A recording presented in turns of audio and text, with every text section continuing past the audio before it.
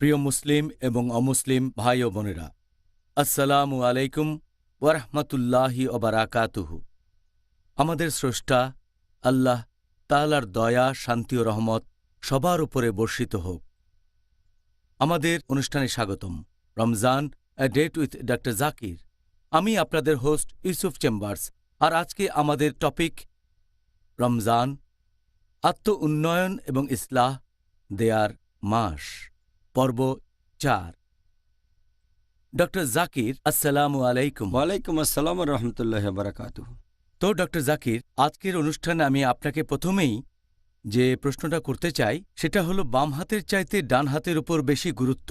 আমি জানি যে এটা একটা সুন্নত, ইনশাল্লাহ আপনি এটা ব্যাখ্যা করবেন। আপনি কি এটা বলবেন যে ডান হাতকে কেন এত বেশি গুরুত্ব দেওয়া হয় বিভিন্ন রকম কাজে, যেমন খাওয়া দাওয়া, শুভেচ্ছা আর অন্যান্য কাজে, অন্যদিকে বাম হাতকে মোটেই গুরুত্ব দেওয়া হয় না? আলহামদুলিল্লাহ ওয়াসসালাতু ওয়াসসালাম আল্লাহ রাসূলিল্লাহ ওয়া আলা আলি ওয়া সাহবি আজমাইন, আম্মা বাদ। আউযু বিল্লাহি মিনাশ শাইতানির রাজিম। বিসমিল্লাহির রহমানির রহিম। রব্বি ইশরাহ লি সাদরি ওয়া ইয়াসসির লি আমরি ওয়াহলুল উকদাতাম মিন লিসানি ইয়াফকাহু কাওলি। আমাদের ডান হাতকে বেশি গুরুত্ব দেওয়া হয়েছে ইসলাম ধর্মে। যে জিনিসগুলো সম্মানজনক, যে কাজ করা মুস্তাহাব, যেসব কাজে আশীর্বাদ পাবো, যে কাজগুলো ভালো, সেগুলো ডান হাতে করা উচিত। আর অন্যান্য কাজ যেমন পরিষ্কার করা ইত্যাদি, এগুলো বাম হাত দিয়ে করতে হবে। আর নবী মুহাম্মদ সাল্লাল্লাহু আলাইহি ওয়াসাল্লামের সুন্নাহ অনুযায়ী খাওয়া দাওয়া করবো ডান হাতে, পান করবো ডান হাতে, হ্যান্ডশেকও করবো ডান হাত দিয়ে। আর যখন কোনো পোশাক পরবো তখন আমরা ডান দিক থেকে আগে ঢোকাবো। শার্ট পরলে প্রথমে ডান হাত ঢোকাবো। যদি প্যান্ট পরি তাহলে আমরা ডান পা আগে ঢোকাবো। জুতা পরার সময় ডান পায়ে আগে পরব। আর একইভাবে আমরা যখন অজু করব ডান দিক থেকে আগে আসবে। প্রথমে ডান হাত, তারপর বাম হাত, প্রথমে ডান পা, তারপর বাম পা। যখন মসজিদে প্রবেশ করব তখন ডান পা আগে। যখন আপনার নামাজ শেষের দিকে সালাম ফেরানোর সময় ডান দিক আগে। কালো পাথর ছুঁতে গেলে ডান হাত আগে। চুল আঁচড়ানোর সময় ডান পাশ আগে। মোচ কাটার সময় প্রথমে ডান দিক। হাতে নখ কাটবো ডান হাত আগে। শরীরে অনাকাঙ্ক্ষিত চুল ফেলে দেবেন ডান দিক থেকে আগে। মাথা শেভ করার সময় এখানেও আগে ডান পাশ। টয়লেট থেকে বের হবার সময় প্রথমে ডান পা বের করতে হবে। যদি আপনি চোখে সুরমা দেন তাহলেও ডান চোখ আগে। আর হয়তো আপনি মিসওয়াক করছেন, দাঁতন দিয়ে দাঁত মাজা, এখানেও ডান দিক থেকে প্রথমে।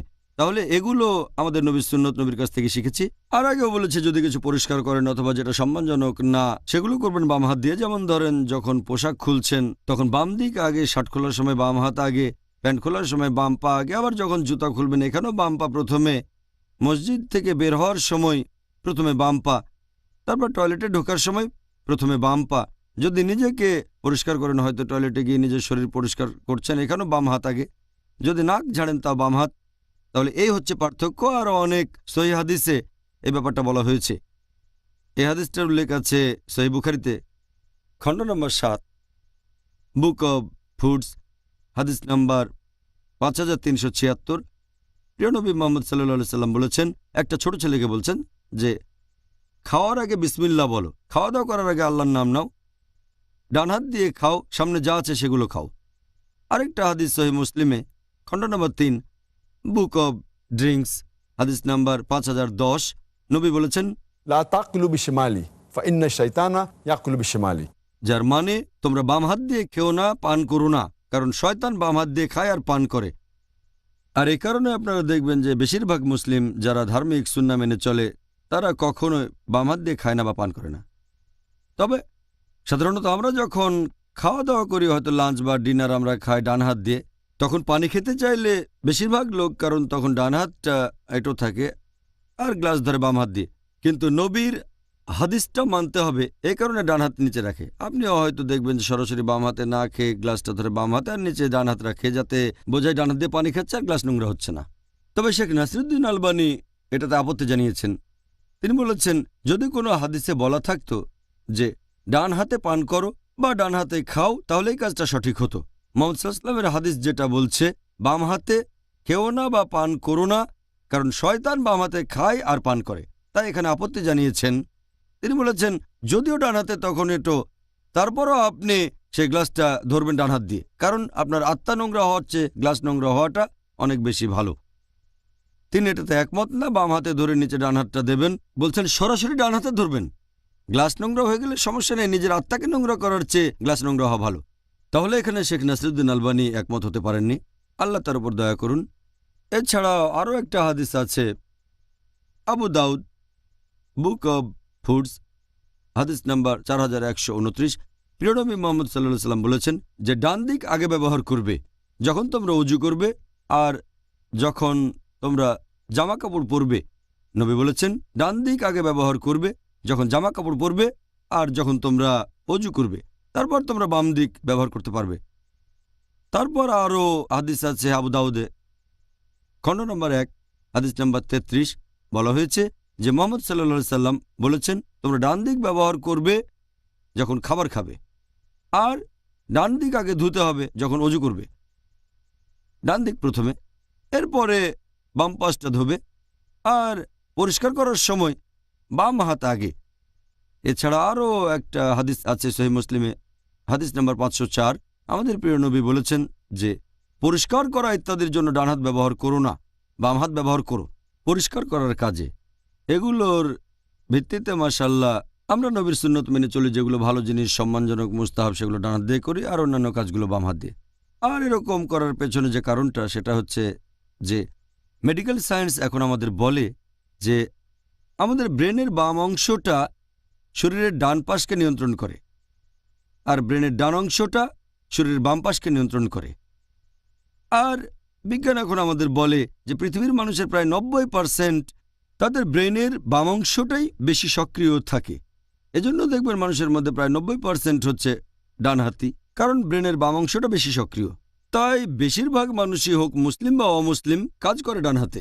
ইসলাম উৎসাহিত করেছে যে ভালো কাজগুলো করবে ডান হাত দিয়ে আর পরিষ্কার করার সময় বাম হাত দিয়ে। এর কারণ হলো সাধারণত বেশিরভাগ লোকের শুধু ব্রেনের বাম অংশটাই সক্রিয় থাকে যেহেতু আমরা ডানহাতি। তবে ইসলাম আমাদের ডান হাত ব্যবহার করতে উৎসাহিত করেছে শরীরের ডান অংশটা ভালো কাজের জন্য, পাশাপাশি বাম হাতও ব্যবহার করতে বলেছে সেই কাজের জন্য যেগুলো সম্মানজনক না, যেটা পুরোপুরি উল্টো। তাহলে এখানে একজন মানুষ ভালো কাজগুলো তার ডান হাত দিয়ে করছে, তবে বাম পাশটাও ব্যবহার করতে বাধ্য হচ্ছে। যেমন ধরেন মসজিদ থেকে বের হওয়ার সময় আগে বাম পা রাখতে হবে, টয়লেটে ঢোকার সময় আগে বাম পা দিয়ে ঢুকতে হবে। এখানে আমরা সচেতনভাবে চেষ্টা করছি। যেমন ধরেন যখন পোশাক খুলব সাধারণত মানুষ আগে ডান হাত খোলে, পরেও ডান দিক থেকে, আবার খোলার সময় ডান দিক থেকে। এটা একটা কমন অভ্যাস। আর এখানে আমরা ইচ্ছে করে সচেতনভাবে বাম দিক ব্যবহার করছি পোশাক খোলার সময়, বাম পা আগে আমাদের জুতা খোলার সময়। এভাবে আমরা ব্রেনের অন্য অংশটাকেও ব্যবহার করছি, যদিও ডান দিকে চেয়ে কম। এতে করে আমাদের ব্রেনের এক্সারসাইজ হয় আর এটা ব্রেনের জন্য ভালো। বৈজ্ঞানিক দিক থেকে এটা উপকারী, নবী নির্দেশ দিয়েছেন। তাই বেশিরভাগ কাজ ডান হাতে করি, তবে সচেতনভাবে বিশেষ কিছু কাজ বাম হাতে করে থাকি। এটা আমাদের ব্রেনের জন্য খুব ভালো এক্সারসাইজ। আরও একবার দেখলাম ইসলাম ধর্ম ভারসাম্য বজায় রাখে, আলহামদুলিল্লাহ। পরের প্রশ্ন, এই ব্যাপারে নিয়মটা কি? যদি কোনো লোক দাঁড়িয়ে কোনো কিছু পান করে, ইসলাম এ ব্যাপারে কি বলে? আপনি সব মিলিয়ে এরকম 6টা হাদিস পাবেন শুধুমাত্র সহিহ মুসলিমে যে মুসলিমদের দাঁড়িয়ে কোনো কিছু পান করা নিষেধ। আমাদের নবী মুহাম্মদ সাল্লাল্লাহু আলাইহি ওয়াসাল্লাম বলেছেন, এটা উল্লেখ আছে সহিহ মুসলিমে খণ্ড নম্বর 3 বুক অব ড্রিঙ্কস হাদিস নাম্বার 5017। আমাদের নবী নিষেধ করেছেন দাঁড়িয়ে কিছু পান করো না। সহিহ মুসলিম খণ্ড নম্বর 3 বুক অব ড্রিঙ্কস হাদিস নাম্বার 5018। নবী এক লোকে নিষেধ করলেন যে তুমি দাঁড়িয়ে কিছু পান করো না। এরপর আরেকটা হাদিস আছে সহিহ মুসলিমে খণ্ড নম্বর 3 বুক অব ড্রিঙ্কস হাদিস নম্বর 5020। নবী সতর্ক করেছেন দাঁড়িয়ে কিছু পান করো না। এরপর আরেকটা হাদিস সহিহ মুসলিমে খণ্ড নম্বর 3 বুক অব ড্রিঙ্কস হাদিস নাম্বার 5022। প্রিয় নবী বলেছেন তোমরা দাঁড়িয়ে কিছু পান করবে না। এই সবগুলো হাদিস আমাদের নিষেধ করছে যে তোমরা দাঁড়িয়ে কিছু পান করো না। সহিহ মুসলিমের পরে হাদিস 5টা। সহিহ মুসলিম খণ্ড নম্বর 3 বুক অব ড্রিঙ্কস হাদিস নাম্বার 5023 থেকে 5027। এই 5টা হাদিস বলছে যে নবী জমজমের পানি পান করেছেন দাঁড়িয়ে। এছাড়াও একটা আছে সহিহ বুখারীতে খণ্ড নম্বর 2 বুক অফ হাজ হাদিস নাম্বার 1637। প্রিয় নবী মুহাম্মদ সাল্লাল্লাহু আলাইহি ওয়াসাল্লাম বলা হয়েছে যে তিনি জমজমের পানি দাঁড়িয়ে পান করলেন। এই হাদিসগুলোর ভিত্তিতে বিশেষজ্ঞগণ সবাই একমত যে বসে কিছু পান করাটা মুস্তাহাব, আর দাঁড়িয়ে আমরা পান করতে পারব শুধুমাত্র জমজমের পানি।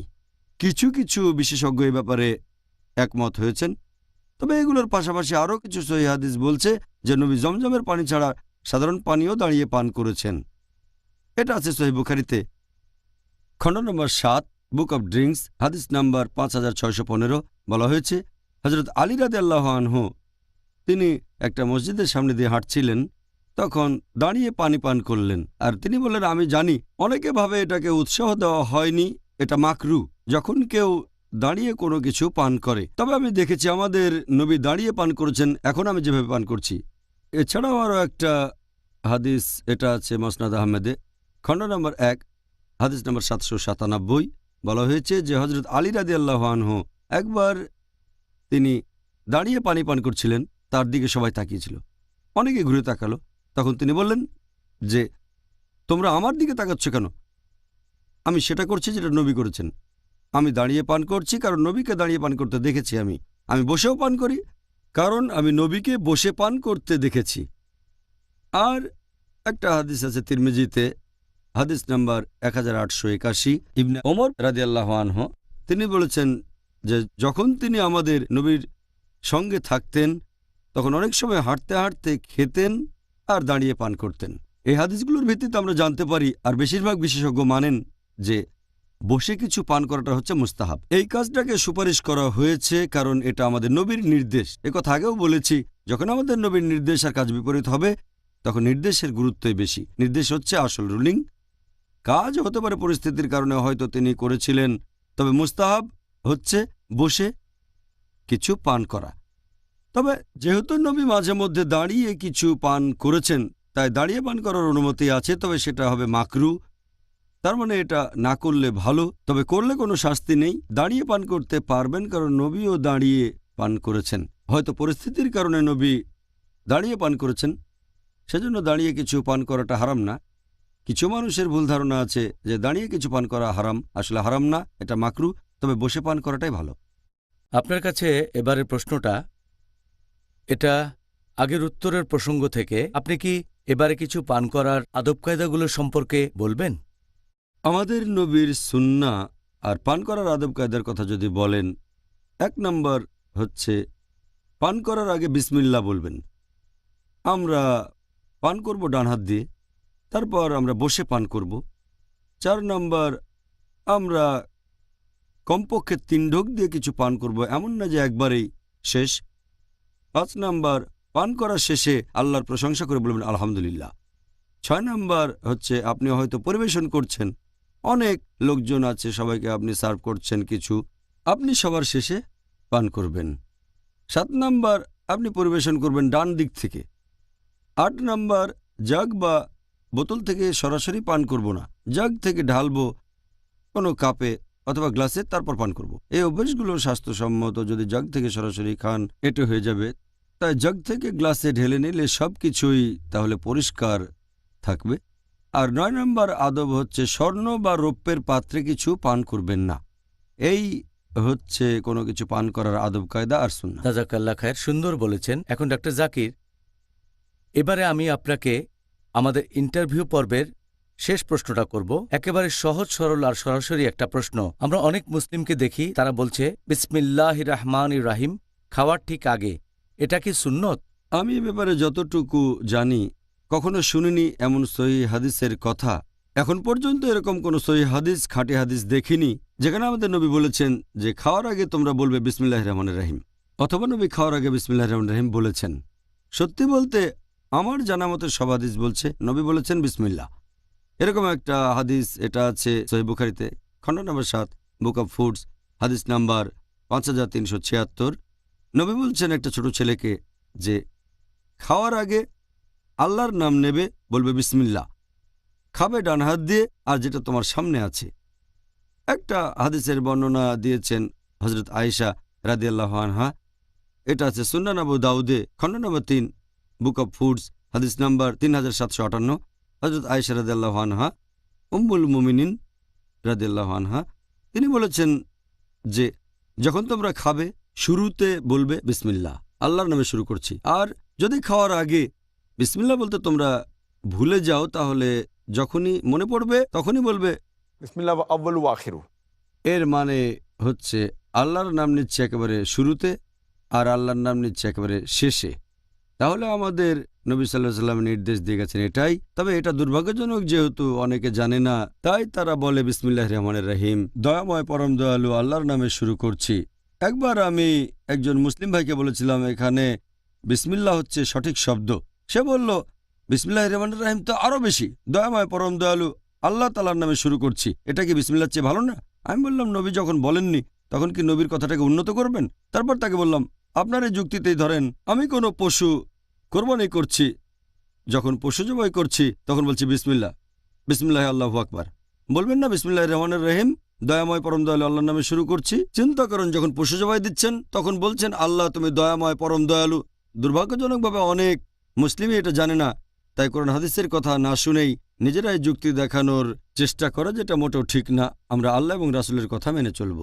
জাযাকাল্লাহ খায়ের। আপনার অকাট্য যুক্তি কোনোভাবেই খণ্ডন করতে পারছি না।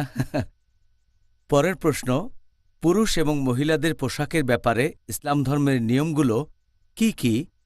উত্তরটা বেশ লম্বা হবে।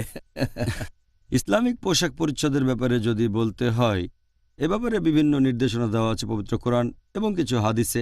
আল্লাহ পবিত্র কোরআনে প্রথমে বলেছেন পুরুষের হিজাবের কথা, তারপর মহিলাদের হিজাবের কথা বলেছেন। আল্লাহ পবিত্র কোরআনে বলেছেন সূরা নূর অধ্যায় নম্বর 24 আয়াত নম্বর 30, মুমিন পুরুষদের বলো তারা যেন দৃষ্টি সংযত রাখে, লজ্জাস্থানের হেফাজত করে। মানে একজন পুরুষ যদি কোনো মহিলাকে দেখে আর খারাপ চিন্তা আসে সে মাথা নিচু করবে। একবার একটা ছেলে একজন মুসলিম অনেকক্ষণ এক মেয়ের দিকে তাকিয়ে আছে। বললাম ভাই এটা কি করছো, এটা তো হারাম ইসলামে। সে বলল আমাদের প্রিয় নবী বলেছেন প্রথম দৃষ্টি ক্ষমা করা হবে, দ্বিতীয়বার দেখা নিষিদ্ধ। আমার প্রথম দেখায় অর্ধেক শেষ হয়নি। তার মানে এই না যে 10 মিনিট ধরে অপলক দেখে তারপর বলবেন প্রথম দেখাটা আমার শেষ হয়নি। এরপরে আসবে পোশাক পরিচ্ছদ। এরপরের আয়াতে মহিলাদের হিজাবের কথা বলা হয়েছে। পবিত্র কোরআনে সূরা নূর অধ্যায় 24 আয়াত 31, মুমিন নারীদের বলো তারা যেন দৃষ্টি সংযত রাখে, লজ্জাস্থানে হেফাজত করে। সাধারণত যা প্রকাশ থাকে তা ব্যতীত যেন সৌন্দর্য প্রদর্শন না করে, কাপড় দিয়ে গ্রীবা আর বক্ষদেশ ঢেকে দেয়, আর তাদের সৌন্দর্য প্রকাশ করবে স্বামী বা ছেলের কাছে। এখানে মাহরামের একটা তালিকা দেওয়া হয়েছে, মহিলার নিকটাত্মীয় যাদের বিয়ে করতে পারবে না। সত্যি বলতে পুরুষ ও মহিলাদের হিজাব পালনের মোট 6টা ক্যাটাগরি আছে। প্রথমটা সীমা, পুরুষদের জন্য নাভি থেকে হাঁটু পর্যন্ত। মহিলাদের ক্ষেত্রে পুরো শরীর ঢাকা থাকবে, যে অংশটুকু দেখানো যেতে পারে মুখমণ্ডল আর কবজি পর্যন্ত হাত। আবার অনেক বিশেষজ্ঞ বলেন এগুলো ঢেকে রাখতে হবে। বাকি 5টা ক্যাটাগরি পুরুষ মহিলাদের জন্য সমান। দ্বিতীয়টা, যে পোশাকটা পরবে সেটা এমন আঁটোসাঁটো হবে না যাতে শরীরের গড়ন বোঝা যায়। 3 নম্বর, যে পোশাক পরবেন সেটা খুব স্বচ্ছ হবে না যাতে ভেতর দেখা যায়। 4 নম্বর, পোশাকটা এত বেশি জমকালো হবে না যাতে বিপরীত লিঙ্গের মানুষ আকৃষ্ট হয়। 5 নম্বর, আপনার পোশাকে অবিশ্বাসীদের কোনো চিহ্ন বা প্রতীক থাকবে না। আর একটা হাদিস আছে সহিহ মুসলিমে খণ্ড নম্বর 3 বুক অব ড্রেস হাদিস নাম্বার 5173। একবার এক লোক জাফরান রঙের একটা পোশাক পরেছে। নবী বললেন যে এই রংটা বদলাও, এটা অবিশ্বাসীদের ধর্মীয় পোশাকের মতো দেখাচ্ছে। জাফরান অন্য ধর্মের অনুসারীরা ব্যবহার করে, তাই এমন কোনো পোশাক পরবে না যেটা অবিশ্বাসীদের কোনো চিহ্ন থাকে। আর বিশেষ করে যেগুলো অবিশ্বাসীদের ধর্মীয় প্রতীক, যেমন ক্রস খ্রিস্টানদের প্রতীক, সিঁদুর দেওয়া টিকি রাখা বা ওম হিন্দুইজমের প্রতীক, তাহলে এমন কিছু পরবেন না যেটা অবিশ্বাসীদের ধর্মীয় প্রতীক। আর 6 নম্বর হচ্ছে এমন কিছু পরবেন না যেটা বিপরীত লিঙ্গের পোশাক। একটা হাদিস আছে সহিহ বুখারীতে খণ্ড নম্বর 7 বুক অব ড্রেস হাদিস নম্বর 5885। আমাদের নবী বলেছেন পুরুষরা মহিলাদের মতো ব্যবহার করবে না, আর মহিলাদের কোনো পোশাকও পরবে না। মহিলারা পুরুষের মতো ব্যবহার করবে না, পুরুষের মতো আচরণ করবে না, পুরুষের কোনো পোশাকও পরবে না। তাহলে এই হলো হিজাব পালনের 6টা শর্ত। তবে এখানে বলছে শুধু পোশাকের কথা। এর পাশাপাশি পরিপূর্ণ হিজাবের জন্য এখানে আরও আছে কিভাবে কথা বলবেন, কিভাবে হাঁটাচলা করবেন, কিভাবে চিন্তাভাবনা করবেন, কিভাবে নিজেকে উপস্থাপন করবেন, এসব কিছু মিলে পূর্ণ হিজাব। আর আল্লাহ পবিত্র কোরআনে বলেছেন সূরা আহজাব অধ্যায় নম্বর 33 আয়াত নম্বর 59, হে নবী মুমিন নারীদের বলো বাইরে যাওয়ার সময় তারা যেন নিজেদের চাদর দিয়ে ঢাকে, এতে করে তাদের সহজে চেনা যাবে এবং তাদেরকে উত্ত্যক্ত করা হবে না। এখানেও উদাহরণ দেই, ধরেন দুই যমজ বোন, দুজনে খুবই সুন্দরী, সমান সুন্দরী, তারা দুজনেই লন্ডনের রাস্তায় হেঁটে বেড়াচ্ছে। আপনি যে শহরে থাকেন, ধরেন সেখানে এক বোন, সে পরে আছে ইসলামিক হিজাব, পুরো শরীর ঢাকা, মুখমণ্ডল আর কবজি পর্যন্ত হাত বাঁধে। আর অন্য যে বোনটা একই রকম সুন্দরী, সে পরেছে পশ্চিমা পোশাক, মিনি স্কার্ট বা শর্টস, আর রাস্তায় একটা বখাটে ছেলে শিকারের অপেক্ষায় আছে। আমি আপনাদের প্রশ্ন করি, ছেলেটা কাকে উত্ত্যক্ত করবে? মিনি স্কার্ট পরা মেয়েটাকে নাকি ইসলামিক হিজাব পরা মেয়েটাকে উত্ত্যক্ত করবে? কাকে উত্ত্যক্ত করবে?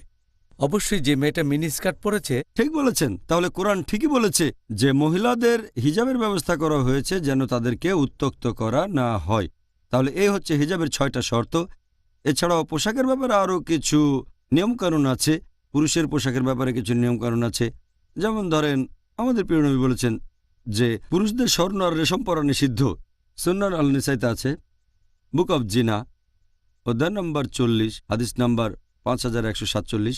আমাদের প্রিয় নবী বলেছেন, দুটো জিনিস, স্বর্ণ আর রেশম, এগুলো আমার উম্মার পুরুষদের জন্য নিষিদ্ধ, তবে মহিলাদের ব্যাপারে এটা অনুমতি আছে। এছাড়া আপনারা দেখবেন আরও কিছু হাদিসে আছে যে প্যান্ট বা পোশাকের নিচের অংশ থাকতে হবে টাকনুর উপরে, টাকনুর নিচে যাওয়া যাবে না। এই হাদিসটা উল্লেখ করা হয়েছে সহিহ বুখারীতে, খণ্ড নম্বর 7, বুক অব ড্রেস, হাদিস নম্বর 5787। প্রিয় নবী বলেছেন যে প্যান্ট বা পোশাকের নিচের যে অংশ টাকনুর নিচে যায় সেটা দোজখের আগুনে জ্বলবে। এ ব্যাপারে আমি গত পর্বে আলোচনা করেছি, প্যান্ট অথবা পোশাকের নিচের অংশ টাকনুর নিচে যাওয়া নিষিদ্ধ। এছাড়া আরও নির্দেশনা পাই যে খুব জমকালো কোনো পোশাক পরা, যে পোশাক আপনাকে উজ্জ্বল করে তুলবে আর আপনার পাশের মানুষকে ম্লান করে দেখাবে, যেমন পোশাক পরে রাজারানী অথবা নেতা, যে তারা অনেক বড়, এটা নিষিদ্ধ। এই হাদিসটা আছে সুনান আবু দাউদ, হাদিস নাম্বার 4018 ও 4019। যে লোক খ্যাতি আর জাকজমক দেখানোর জন্য কোনো পোশাক পরে, আল্লাহ সুবহানাহু ওয়া তাআলা কিয়ামতের দিন তাকে সেই পোশাকে পুনরুত্থিত করবেন। এই হাদিসের আরেকটা ভার্সন বলছে যে আল্লাহ তাকে অপমানের সাথে পুনরুত্থিত করবেন রোজ কিয়ামতের দিনে, পুনরুত্থানের দিনে। এছাড়া আরও নির্দেশনা দেওয়া হয়েছে যে এটা করলে ভালো যদি সাদা পোশাক পরেন। আমাদের নবী বলেছেন, এটা আছে সুনান আবু দাউদে, বুক অব ড্রেস, খণ্ড নম্বর 3, হাদিস নাম্বার 4050। নবী বলেছেন যে তোমরা সাদা পোশাক পরো, কারণ এটাই সবচেয়ে সেরা পোশাক, আর মৃত মানুষকে সাদা কাফন দাও।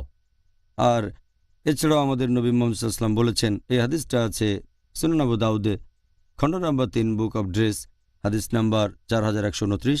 নবী বলেছেন, যখনই তোমরা কোনো পোশাক পরবে অথবা অজু করবে, শুরু করবে ডান দিক থেকে। তাহলে এটাও সুন্নত যে পোশাক পরার সময় ডান দিক থেকে শুরু করতে হবে। তাহলে এরকম কিছু নিয়ম কানুন আমরা কোরআন হাদিসে পাবো হিজাব সম্পর্কে, পোশাক পরিচ্ছদ, আর আমাদের নবীর সুন্নত যেগুলো বিভিন্ন পোশাক পরিচ্ছদ পরা নিয়ে আছে। জাযাকাল্লাহ খায়ের ডক্টর জাকির। আমি জানি যে আমরা শুধুমাত্র এই একটা টপিক নিয়েই পুরো একটা অনুষ্ঠান করতে পারি। এবারে আমরা আলোচনা করব দর্শকদের প্রশ্ন নিয়ে, যার টপিক রমজান, আত্ম উন্নয়ন এবং ইসলাহ দেয়ার মাস। এখানে আমরা নবীর সুন্নত নিয়ে আলোচনা করব, গত বেশ কয়েকটা পর্বেও করেছি।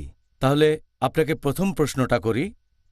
ডক্টর জাকির, পিস টিভির দর্শকরা আপনার কাছে পৃথিবীর বিভিন্ন প্রান্ত থেকে প্রশ্ন করেছেন। আলহামদুলিল্লাহ, আল্লাহ যেন নির্দেশনা দেন, তাদের উপর রহমত করেন। ইসলাম ধর্মের সুন্নত পালনের উদ্দেশ্য কি? নির্দেশনার জন্য কোরআন কি যথেষ্ট নয়? বুঝিয়ে বলবেন কি? সুন্নত পালনের উদ্দেশ্য আসলে কি? পবিত্র কোরআন কি যথেষ্ট নয়? এমন কিছু লোক আছে তথাকথিত আধুনিক, ইনভার্টেড কমা, তারা নিজেদের আধুনিক বলে পরিচয় দেয় আর বলে কোরআন কি যথেষ্ট না, সুন্নত মানতে হবে কেন? তারা এটা বুঝতে পারে না যে সুন্নাহ হলো ইসলাম ধর্মের দ্বিতীয় অপরিহার্য উৎস। মুহাম্মদ সাল্লাল্লাহু আলাইহি ওয়াসাল্লামের সহিহ হাদিস, তাঁর কথা, তাঁর কাজ, তাঁর সম্মতি, এগুলো খুবই গুরুত্বপূর্ণ পবিত্র কোরআন সঠিকভাবে বোঝার জন্য। আর সত্যি বলতে সহিহ হাদিস, খাঁটি হাদিস, আমাদের নবীর সুন্নাহ, এগুলো হচ্ছে কোরআনের কমেন্ট্রি।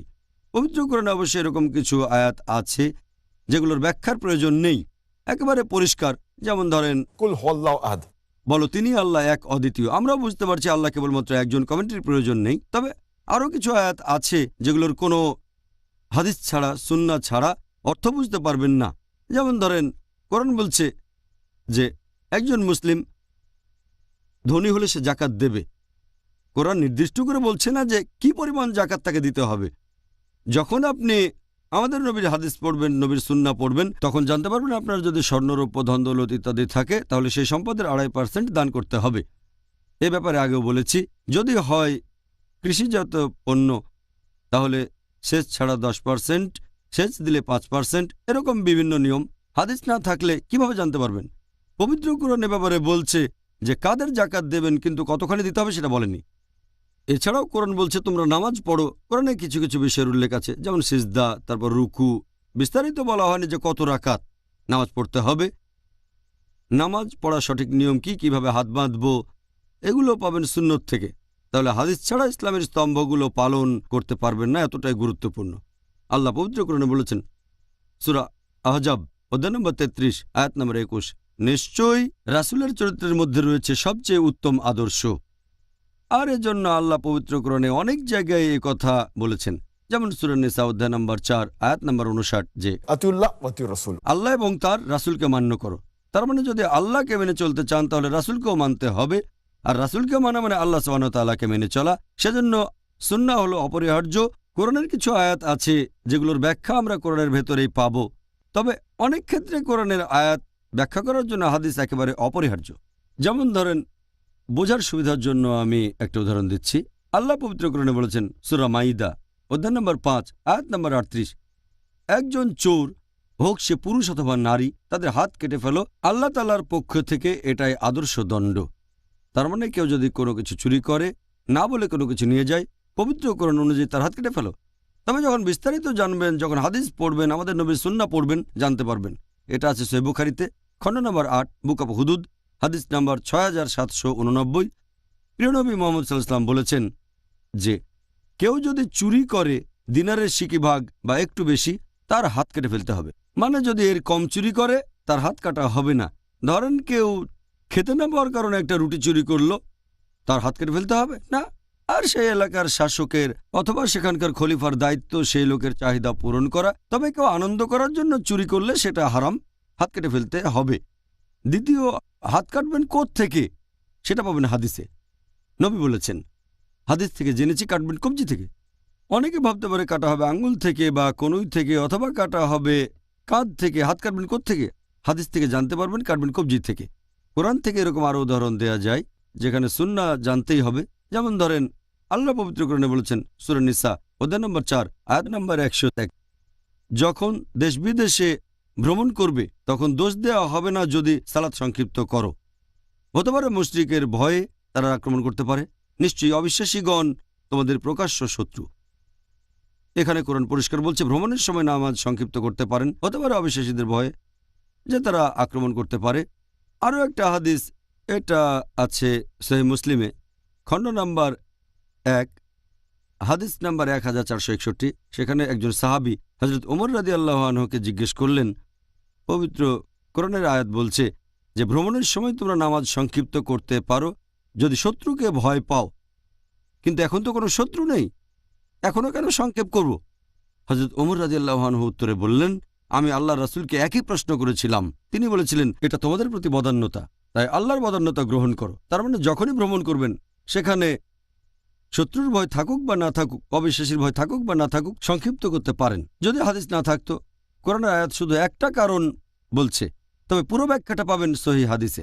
হাদিস থেকে জানবেন যখনই ভ্রমণ করবেন, তারপর দূরত্ব কত সেটাও হাদিস থেকে জানবেন। দূরত্ব আনুমানিক 80 কিলোমিটারের বেশি, যে কতখানি দূরে গেলে একজন লোককে ভ্রমণকারী ধরা হতে পারে, এখানেও আপনি বিস্তারিত পাবেন হাদিসে। তাহলে হাদিস থেকে জানবেন যে যখনই ভ্রমণ করবেন 80 কিলোমিটারের বেশি, তাহলে আপনি ভ্রমণকারী হবেন, নামাজ সংক্ষিপ্ত করতে পারবেন। আর সংক্ষিপ্ত করা উচিত, কারণ এটা আল্লাহর তরফ থেকে একটা উপহার, আল্লাহ সুবহানাহু ওয়া তাআলার বদান্যতা। এভাবে অনেক উদাহরণ দেয়া যায়। আমি আরেকটার কথা বলছি।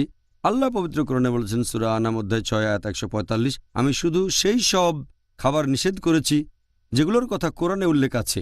এরপর আয়াতটা বলছে যে হুররিমাত আলাইকুমুল মাইতাতু ওয়াদ-দামু ওয়া লাহমুল খিনজির ওয়া মা উহিল্লা লিগাইরিল্লাহ বিহি, যার মানে তোমাদের জন্য হারাম খাদ্য, মৃত জন্তু, রক্ত, তারপর শূকরের মাংস, আর যে পশু জবাইকালে আল্লাহ ব্যতীত অন্য কারো নাম নেওয়া হয়েছে। কোরআনের এই আয়াত থেকে আমরা জানতে পারছি শুধু এই 4টা খাবার নিষিদ্ধ, অন্য সবগুলো খেতে পারবেন। তবে বিস্তারিত জানতে পারবেন হাদিসে। বেশ কিছু হাদিস আমাদের বলছে যে অন্যান্য কিছু খাবারও নিষিদ্ধ। যেমন ধরেন, এটা আছে সহিহ মুসলিমে, খণ্ড নম্বর 3, হাদিস নম্বর 4752। প্রিয় নবী মুহাম্মদ সাল্লাল্লাহু আলাইহি ওয়াসাল্লাম বলেছেন, তোমাদের জন্য নিষিদ্ধ বিভিন্ন শিকারী পাখির মাংস, যেসব পাখির ঠোঁট ধারালো আর নখ ধারালো আছে, এই পাখির মাংস নিষিদ্ধ। এটা কোরআনে বলা নেই, হাদিসে আছে। এরকম অনেক হাদিস আছে সহিহ বুখারী আর সহিহ মুসলিমে যে তোমাদের জন্য নিষিদ্ধ খাবার হচ্ছে সেই সব পশুর মাংস যারা আক্রমণ করে মাংসাশী প্রাণী, মাংস খায়, যেমন বাঘ, চিতাবাঘ, সিংহ ইত্যাদি। এটা আছে সহিহ বুখারীতে, বুক অব স্ল্যাটারিং, হাদিস নম্বর 5528। আমাদের নবী মুহাম্মদ সাল্লাল্লাহু আলাইহি ওয়াসাল্লাম বলেছেন, তোমাদের জন্য নিষিদ্ধ খাবার হলো গাধার মাংস। এগুলোর কথা কোরআনে উল্লেখ করা হয়নি, আমাদের দেখতে হবে হাদিস। হাদিস থেকে বিস্তারিত জানতে পারবেন। কোরআন এক ধরনের টেলিগ্রাফিক মেসেজ, খুব গুরুত্বপূর্ণ, একেবারে খাঁটি আলহামদুলিল্লাহ। তবে কমেন্ট্রির জন্য আপনাকে পড়তে হবে হাদিস।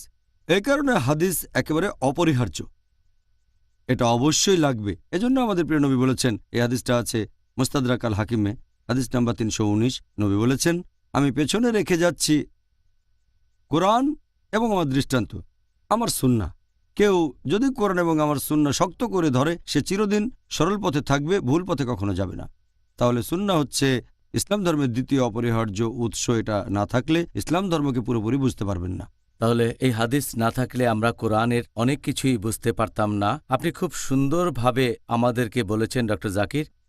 আল্লাহ সুবহানাহু ওয়া তাআলা সেই সব মানুষকে হেদায়েত করুন যারা এটা মেনে চলছে না। পরের প্রশ্ন, কোনো মুসলিম ইসলাহ দেওয়ার সময় কারো খারাপ ব্যবহারের উত্তরে যদি সেও একই ধরনের ব্যবহার করে, তাহলে সেটা কি সঠিক হবে? যদি এই প্রসঙ্গে বলেন যে একজন মানুষ ইসলাহ দিচ্ছে অথবা দাওয়া দিচ্ছে, এ ব্যাপারে নির্দেশনা পাবেন কোরআনে। আল্লাহ পবিত্র কোরআনে বলেছেন, সূরা নাহল অধ্যায় নম্বর 16, আয়াত নম্বর 125, উদু ইলা সাবিলি রাব্বিকা বিল হিকমা ওয়াল মাউইযাতিল হাসানা ওয়াজাদিলুম বিল্লাতি আহসান। যার মানে মানুষকে তোমার প্রতিপালকের পথে আহ্বান করো, সদুপদেশ ও হিকমত দ্বারা তাদের সাথে তর্ক করো, তাদের যুক্তি দেখাও সবচেয়ে উত্তম ও গ্রহণযোগ্য পন্থায়। তাহলে আপনি যদি দাওয়ার কথা বলেন অথবা ইসলার কথা বলেন, সেটা করব হিকমা আর হুসনার সাথে, সবচেয়ে উত্তম আর গ্রহণযোগ্য পন্থায়, হিকমতের সাথে। ধরেন আপনি কথা বলছেন মুসলিম বা অমুসলিমের সাথে আর ইসলাম বা দাওয়া দিচ্ছেন, হয়তো সে রেগে গিয়ে অভিশাপ দিল অথবা গালাগালি করতে লাগলো, তারপরও আমরা তাকে ভালোবাসবো। আমাদের নবী যেটা করে গেছেন, আর আমাদের নবীর জীবনে এরকম দেখবেন যে অনেক সময় অমুসলিমরা নবীকে বিপদের মধ্যে ফেলেছিল, নবী অন্যদের মতো করে প্রতিশোধ নেননি। এরকম আরও অনেক উদাহরণ পাবেন, যেমন এটা আছে সহিহ বুখারীতে, হাদিস নাম্বার 6030, যে একবার এক ইহুদি নবীর কাছে এসে তাকে বলল, আসসালাম আলাইকুম। আসসালাম আলাইকুমের মানে হচ্ছে আপনার মৃত্যু হোক। নবী তাকে উত্তরে বললেন, তোমার বেলায়ও। হযরত আয়েশা রাদিয়াল্লাহু আনহা, আমাদের নবীর স্ত্রী, তিনি এটা শুনলেন আর খুব রেগে গেলেন। তিনি সেই ইহুদিকে বললেন, তোমার উপর আল্লাহর অভিশাপ পড়ুক, তোমার উপর আল্লাহর ক্রোধ পড়ুক। তিনি খুবই রেগে গিয়েছিলেন। নবী তখন তাকে বললেন যে তোমার শান্ত হওয়া উচিত, নম্র হওয়া উচিত, রেগে যাওয়া উচিত না। হযরত আয়েশা রাদিয়াল্লাহু আনহা বললেন যে আপনি কি শুনেছেন সে কি বলেছে? নবী তখন বললেন, তুমি কি আমার উত্তরটা খেয়াল করেছ? আর আমার দোয়া আল্লাহ কবুল করবেন, ওদের দোয়া কবুল করা হবে না। এভাবেই আমাদের নবী মানুষের সাথে ব্যবহার করেছেন। এরপর আরেকটা হাদিস সহিহ মুসলিমে, খণ্ড নম্বর 4, হাদিস নম্বর 6280, যে মানুষটা ন্যায়নিষ্ঠ তার অভিশাপ দেয়া উচিত না। তার মানে যে লোক আন্তরিক, একজন বিশ্বাসীর এটা করা উচিত না। বিশ্বাসী মুসলিমের অন্যকে অভিশাপ দেওয়া উচিত না, অভিশাপ, বকাঝকা, গালমন্দ করা ইত্যাদি। আর এই হাদিসটা আছে তিরমিজিতে, হাদিস নাম্বার 2019, যে একজন বিশ্বাসীর অন্যকে অভিশাপ দেওয়া উচিত না। অন্যকে অভিশাপ দেওয়াটা একজন বিশ্বাসীকে মানায় না। আর এজন্য নবী সবসময় বলতেন যে, অনেকবার তিনি কথা বলেছেন যে আমি এসেছি দয়া আর আশীর্বাদ হিসেবে, কাউকে অভিশাপ দিতে আমি আসিনি। তাহলে বুঝতে পারছেন আমাদের এই দৃষ্টান্ত অনুসরণ করতে হবে। আর আল্লাহ পবিত্র কোরআনে বলেছেন সূরা আহজাব অধ্যায় নম্বর 33, আয়াত নম্বর 21, নিশ্চয়ই নবীর চরিত্রের মধ্যে রয়েছে সবচেয়ে উত্তম আদর্শ। যখন দাওয়া দেব অথবা ইসলাহ দেব, আমরা কখনো রেগে যাব না, প্রতিশোধ নিতে চাইব না, তাদের মন জিতে নেব। প্রতিশোধের চেয়ে মন জিতে নেওয়া অনেক ভালো। আমরা হব দয়ালু, নরম আর ক্ষমাশীল। জাযাকাল্লাহ খায়ের ডক্টর জাকির। কোনো মুসলিম ইসলাহ দেওয়ার সময় কারো খারাপ ব্যবহারের উত্তরে যদি সেও একই ধরনের ব্যবহার করে তাহলে সেটা কি সঠিক হবে?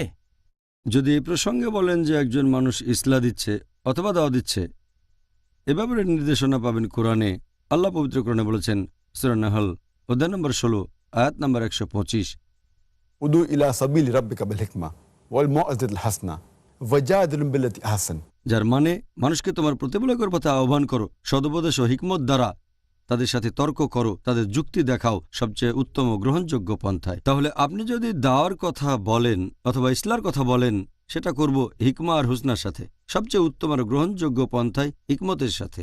ধরেন আপনি কথা বলছেন মুসলিম বা অমুসলিমের সাথে আর ইসলাম বা দাওয়া দিচ্ছেন, হয়তো সে রেগে গিয়ে অভিশাপ দিল অথবা গালাগালি করতে লাগলো, তারপরও আমরা তাকে ভালোবাসবো, আমাদের নবী যেটা করে গেছেন। আর আমাদের নবীর জীবনে এরকম দেখবেন যে অনেক সময় অমুসলিমরা নবীকে বিপদের মধ্যে ফেলেছিল। আপনারা এই গল্পটা জানেন, এক মহিলা সবসময় নবীর পথে কাঁটা বিছিয়ে রাখত।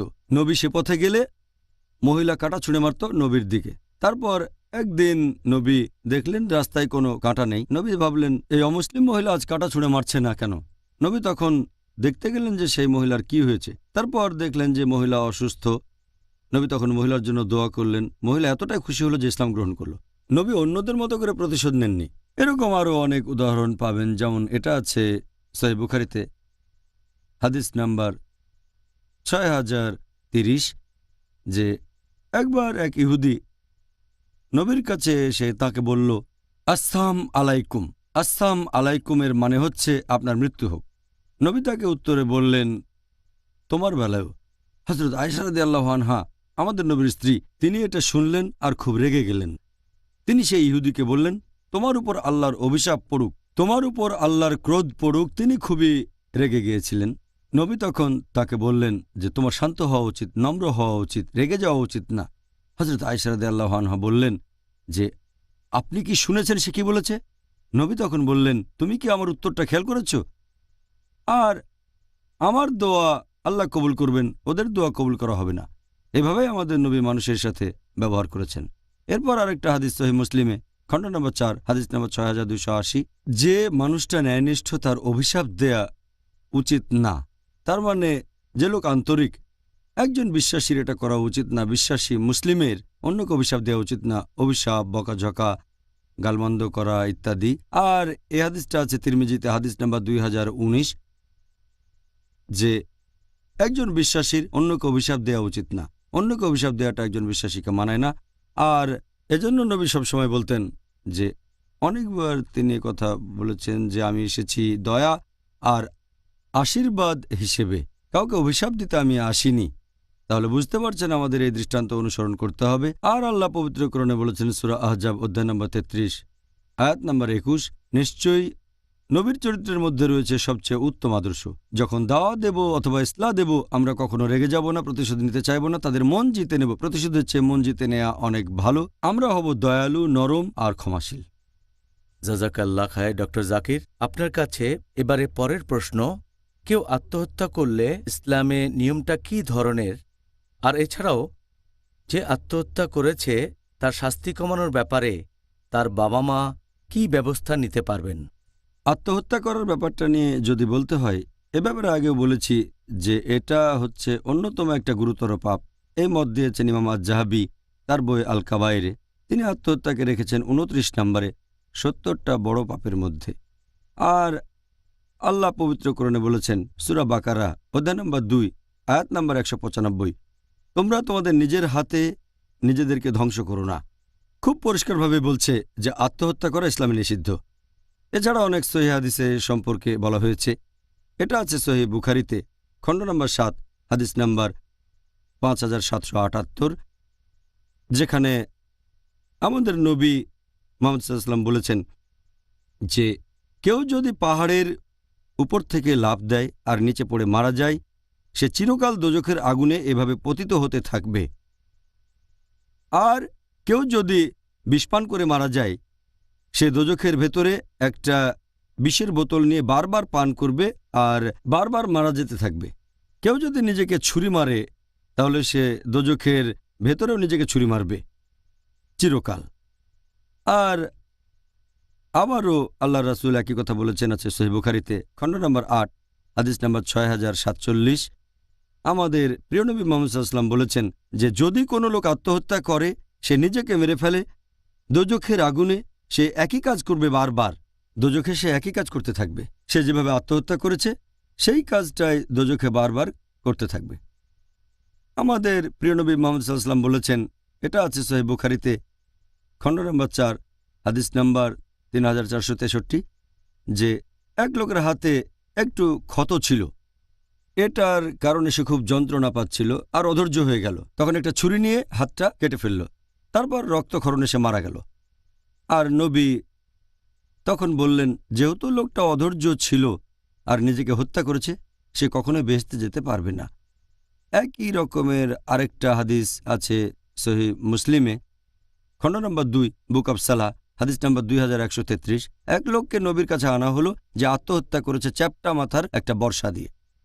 লোকটা আত্মহত্যা করেছে, নবীর কাছে আনা হলো, আর নবী তার জানাজার নামাজ পড়লেন না।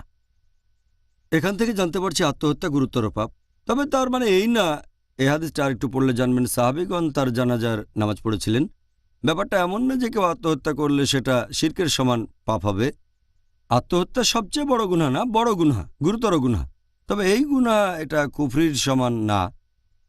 আর যদি আল্লাহ চান, সন্তুষ্ট হন, তিনি ক্ষমা করতে পারেন। আল্লাহ পবিত্র কোরআনে বলেছেন সূরা নিসা অধ্যায় 4 আয়াত 48 আর সূরা নিসা অধ্যায় 4 আয়াত 116, আল্লাহ চাইলে যে কোনো অপরাধ ক্ষমা করতে পারেন, তবে শিরক করাকে কখনোই ক্ষমা করবেন না। তাই এই ধরনের ক্ষেত্রে যদি কেউ আত্মহত্যা করে সেটা গুরুতর পাপ। তবে সব মুসলিমকে বোঝানো উচিত, তারপরে কেউ আত্মহত্যা করলে অন্যান্য মুসলিমরা তার জন্য দোয়া করবে, মাগফিরাতের জন্য দোয়া, ক্ষমা প্রার্থনা করবে। আর আপনি প্রশ্ন করলেন তার বাবা মা কি করবে যাদের সন্তান আত্মহত্যা করেছে। বাবা মা তখন আল্লাহ তাআলার কাছে দোয়া করবে সন্তানকে মাফ করে দিতে যদি সে আত্মহত্যা করে থাকে। আর ইনশাআল্লাহ আল্লাহ তো রহমানুর রাহিম, আল্লাহ যদি চান ক্ষমা করতে পারেন। জাযাকাল্লাহ খায়ের, সুন্দর বলেছেন। আল্লাহ সুবহান ও তাআলা যেন তাদের ক্ষমা করেন যারা এভাবে ভুল করে নিজেদের ক্ষতি করেছে। এবারে আজকে দর্শকদের কাছ থেকে পাওয়া শেষ প্রশ্ন, যে কিছু মানুষ মনে করে এটা নাকি আবশ্যিক না যে আমরা সৎ কাজের নির্দেশ দেব আর অসৎ কাজের নিষেধ করব। তারা সূরা মাইদার একটা আয়াতের কথা বলে, অধ্যায় 5 আয়াত 105, হে মুমিনগণ, তোমাদের দায়িত্ব তোমাদের, তোমরা যদি সৎপথে পরিচালিত হও তাহলে পথভ্রষ্টরা তোমাদের কোনো ক্ষতি করতে পারবে না। এটাই তাদের যুক্তি। এটা কি সহি বা সঠিক ব্যাখ্যা নাকি ভুল? পবিত্র কোরআনের এই আয়াতটার অর্থ সম্পর্কে যদি কিছু বলতে হয়, এই আয়াতটা বলছে, হে মুমিনগণ, তোমাদের কোনো ক্ষতি হবে না যদি সঠিক নির্দেশনা অনুসরণ করো। তাহলে এই আয়াতটাতে যে বলা হয়েছে সঠিক নির্দেশনা মেনে চলো, আপনারা যদি আয়াতটার কমেন্ট্রি পড়েন, সঠিক নির্দেশনা মানে কি? সঠিক নির্দেশনা মানে সৎ কাজে নির্দেশ দেওয়া, অসৎ কাজে নিষেধ করা। আল্লাহ পবিত্র কোরআনে বলেছেন সূরা আলে ইমরান অধ্যায় নম্বর 3 আয়াত নম্বর 110, কুনতুম খায়রা উম্মাতিন উখরিজাত লিন-নাস, হে মুসলিম, তোমরা শ্রেষ্ঠ উম্মত মানবজাতির মধ্যে আবির্ভূত হয়েছ। তোমরা সৎ কাজে নির্দেশ দাও, অসৎ কাজে নিষেধ করো। তা'মিরুনা বিল মারুফি ওয়া তানহাউনা আনিল মুনকার ওয়া তু'মিনুনা বিল্লাহ। সৎ কাজে নির্দেশ দাও, অসৎ কাজে নিষেধ করো, আল্লাহকে বিশ্বাস করো। তাহলে যদি সঠিক নির্দেশনায় চলতে চান, আল্লাহ বলেছেন তোমরা সৎ কাজে নির্দেশ দেবে, অসৎ কাজে নিষেধ করবে, আল্লাহকে বিশ্বাস করবে। যদি সৎ কাজে নির্দেশ না দাও, অসৎ কাজে নিষেধ না করো, তোমরা খায়রা উম্মাহ হওয়ার যোগ্য নও। তাহলে কোরআনের আয়াত অনুযায়ী আপনি ভালো কাজের নির্দেশ দেবেন, অসৎ কাজে নিষেধ করবেন। বেহেশতে যেতে চাইলে একজন মুসলিমকে যে শর্তগুলো পূরণ করতে হবে সেগুলো বলা হয়েছে সূরা আসরে অধ্যায় নম্বর 103 আয়াত 1 থেকে 3 বলা হয়েছে, ওয়াল আসর ইন্নাল ইনসানা লাফি খুসর ইল্লা লাযিনা আমানু ওয়া আমিলুস সলিহাতি ওয়া তাওয়াসাউ বিল হাক্কি ওয়া তাওয়াসাউ বিস সাবর। অর্থাৎ মহাকালের শপথ, মানুষ সবসময় ক্ষতিগ্রস্ত হয় তারা বাদে যারা ঈমান আনে, যারা সৎ কাজ করে, যারা মানুষকে সত্যের উপদেশ দেয় এবং মানুষকে ধৈর্য আর অধ্যবসায়ের উপদেশ দিয়ে থাকে। কোনো মানুষ বেহেশতে যেতে চাইলে 4টা শর্ত পূরণ করতে হবে। ঈমান 1 নম্বর, সৎ কাজ করা 2 নম্বর, 3 নম্বর ওয়া তাওয়াসাউ বিল হক, মানুষকে সত্যের উপদেশ দেয়া, আর 4 নম্বর মানুষকে ধৈর্য ও অধ্যবসায়ের উপদেশ দেয়া। এই 4টার একটাও বাদ গেলে বেহেশতে যেতে পারবেন না। হয়তো আপনি খুব ভালো মুসলিম, 5 ওয়াক্ত নামাজ পড়েন, হজ পালন করে এসেছেন, নিয়মিত যাকাত দেন, কিন্তু যদি দাওয়া না দেন, সৎ কাজের নির্দেশ অসৎ কাজের নিষেধ না করেন, আপনি বেহেশতে যেতে পারবেন না। যদি আল্লাহ ক্ষমা করে আপনাকে বেহেশতে পাঠান সেটা আলাদা ব্যাপার, এটা তার এখতিয়ারে। আল্লাহ কোরআনে বলেছেন সূরা নিসা অধ্যায় 4 আয়াত 48 আর সূরা নিসা অধ্যায় 4 আয়াত 116, আল্লাহ চাইলে যে কোনো অপরাধ ক্ষমা করতে পারেন, তবে শিরকের অপরাধ কখনো ক্ষমা করবেন না। সাধারণ পরিস্থিতিতে এই 4টা জিনিসই সমান গুরুত্বপূর্ণ। ঈমান, সৎ কাজ করা, মানুষকে সত্যের উপদেশ দেয়া মানে দাওয়া এবং ইসলাহ, এবং ধৈর্য ও অধ্যবসায়ের উপদেশ দেয়া। সেজন্য দাওয়া আর ইসলাহ দেয়া হচ্ছে একটা শর্ত যদি কোনো মুসলিম, কোনো মানুষ বেহেশতে যেতে চায়। জাজাকাল্লাহ খায়ের। আবারও আমরা ডক্টর জাকির আমাদের এই অনুষ্ঠানের শেষ পর্যায়ে চলে এসেছি, আর আমি মুসলিম এবং অমুসলিম ভাই বোনদের অনুরোধ করছি এই অনুষ্ঠানটা দেখবেন আগামীকাল একই সময়ে। আর সেদিন আমাদের আলোচনার টপিক হবে অমুসলিমদের কাছে দাওয়া দেয়া, ইনশাল্লাহ। আসসালামু আলাইকুম ওয়া রাহমাতুল্লাহি ওয়া বারাকাতুহু।